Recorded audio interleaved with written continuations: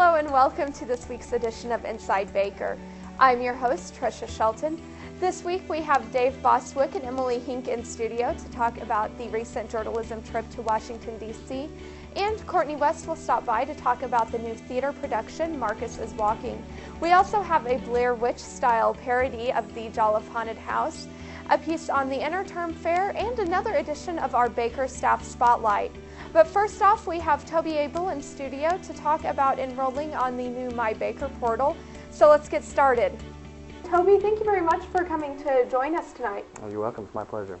Now, the new enrollment system is in place, My Baker, and correct. I know that the upperclassmen are used to using Campus Connect, so I think that things are going to be going a little bit differently for them this semester. Can you shed any light on that? I can. It sure is going to be a little bit different, and not necessarily better yet. I know that the My Baker portal, we have high expectations for it, and overall, it is going to be a better product and give better service to the students. But the online registration, the online enrollment portion, we're still working out some kinks. And we just started last night at midnight when the first students were available to enroll. And we had some issues.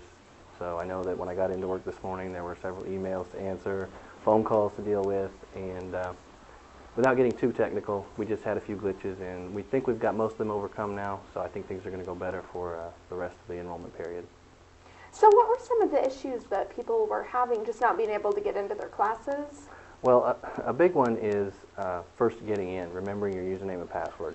That's a pretty big deal, and most people seem to forget it because it's something you only get into, once or twice a year. You're going to check your grades, you're going to do online enrollment, and that's about it. And everybody has those problems with online passwords and user accounts and so forth. So that's understandable. And we have great help at the help desk. Dee Schneck does a good job. I think she really handles those things well and helps the students out. But other than that, our biggest problem was, I think, impatience. Is that even a word, impatience? Sorry. People weren't patient enough to let the page load with all of the courses. And if you got impatient and you started clicking on other things, then it kind of brought the system to its knees. So we're trying to find a way to make that run faster so that the courses come up right away and people don't get impatient and they can get into the courses that they want. That was one of the major problems. We did see some other things where a student would try to get into a course and it would look like it was going to go okay, but at the very last step it didn't work, and it doesn't really give a reason yet. So you've got to just contact your advisor or contact the registrar and get it worked out from there. So how much time do people need to wait to load the page before everything is ready to go? Well, that really varies. So all you can do is wait until it says it's done. I don't know how long that is. I didn't time it. On some computers, if you're on campus on our main network, say in the library or in one of the labs, it should only be like 30 seconds to a minute, which isn't too bad, but that's enough where you start to get anxiety about it. You're thinking, oh no, it didn't work, what do I do next? Or I'm missing something. If you're off campus, or if it's a high peak period, everybody's trying to get on at once, it might take 2 or 3 or 4 minutes to finish loading, and that really is unacceptable, so we hope to fix that. I know that was one of the complaints that people had with Campus Connect, was that people would log in at midnight to enroll, and it would be 1 a.m. before they were done. Is My Baker experiencing those same problems?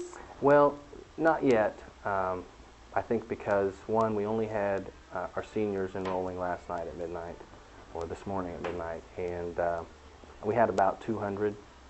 And I'm pretty sure not everybody stayed up that late or woke up to get online and do their stuff that night, because it just didn't seem like it was that kind of a problem.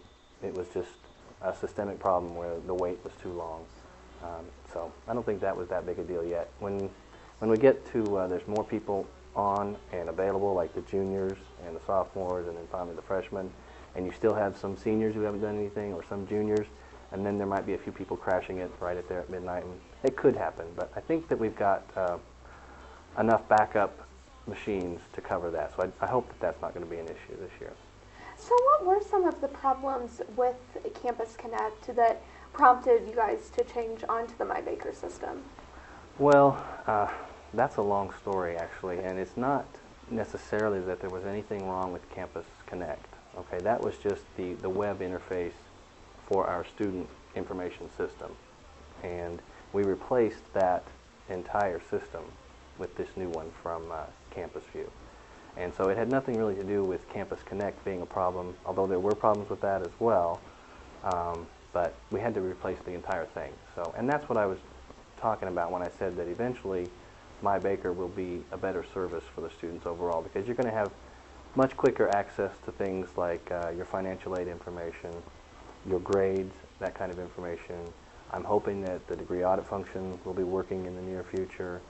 You have your business office account information that you can get. It's also got a calendar tool where you can see your classes automatically populated in there. If you have an appointment with an advisor, that'll automatically show up in the calendar. And then you can add your own personal items to it as well. So I'm hoping that eventually all those things will come together and make it a really good service and a good product for our students. Well, I know right now the degree audit function isn't working like you mentioned. Are there any other functions that are still not working, or is everything else in good order? Well, there's several things that we haven't turned on because either that's not part of our business practice, or they're not working exactly like we want them to. We want to get them fine-tuned. But the degree audit, actually, we have that on, and we wouldn't have turned it on except that that's the only way for a student to get their unofficial transcript through the portal. And we wanted that to be available. So we kind of decided that it made more sense to go ahead and put up the degree audit, even though it's not really working great, but at least let students get their unofficial transcript, which we know is working right, which has correct data. So we felt that that was a worthwhile trade-off. And can you give us the number and the contact information for the help desk? Sure. It's 594-4544, and the email is helpdesk@bakeru.edu. Okay, great. Thank you very much. You bet. Thank you. If you're having trouble deciding what interterm course to take, KNBU-TV reporter Wes Mikel has headed over to the Interterm Fair to help you out with that decision. Wes? I'm here with the Interim Director of Interterm, Rob Flaherty. Rob, thank you for joining us. Thank you, Wes. And tell us a little bit about Interterm this year. How many courses are you guys offering? I believe around 27 or so. Somebody told me that. So. Okay. And about only 3 or 4 of them are graded this year, I understand. Yeah, just a handful. We've been trying to cut back on the number of graded interterms. The spirit of interterm, the philosophy behind it is that this is an opportunity for pursuing learning beyond the confines of the regular classroom. And the intent of the course is to give students a chance to learn what it means to fundraise for private, nonprofit, 501c3 organizations, for different kinds of groups. My interterm is summer interterm. It's the only summer interterm that's offered, and it involves leadership studies, and then we do an extended wilderness experience. It's a good way to build leadership skills because the decisions that you make in those kinds of environment really have an impact. They're real. They have consequences. So. I see all the stress that students are under, and also university time is supposed to be a time to explore who you are and what you're about, and we kind of delve into some spiritual issues also because we're looking at the history and philosophy of yoga.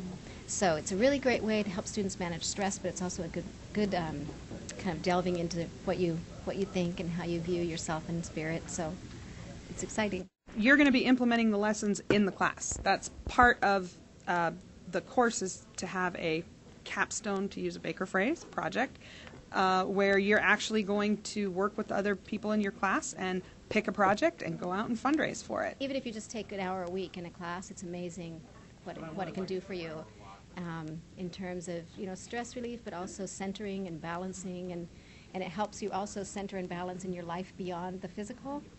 So it's really an amazing thing, and I'm happy to be able to share that with other people anytime, and especially students. All right. Well, thank you very much for joining us and telling us a little bit about your class. You're welcome. For KNBU-TV, I'm Wes Mikel.